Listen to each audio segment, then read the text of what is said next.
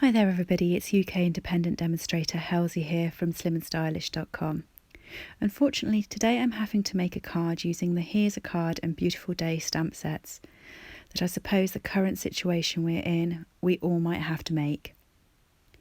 Due to the card being a sympathy card, I'm not really in the state to be able to talk over the top of it, but it is using various blends, the Memento ink pad and the stamp sets listed, as well as a punch and a doily.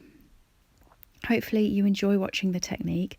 I'm going to put some music over the top, and thank you all for joining me, and I'll see you all again soon. Please stay safe.